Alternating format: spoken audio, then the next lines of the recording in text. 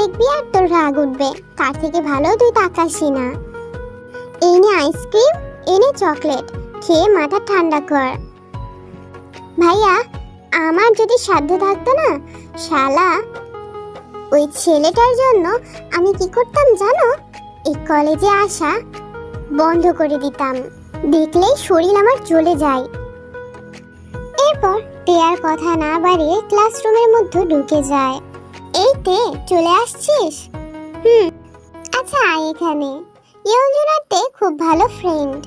আচ্ছা শোন ইয়ঞ্জন, কদিন থেকে দেখছি তোকে খুব অন্যমনস্ক লাগছে। কিছু কি হয়েছে? আরে না, কিছু হয়নি।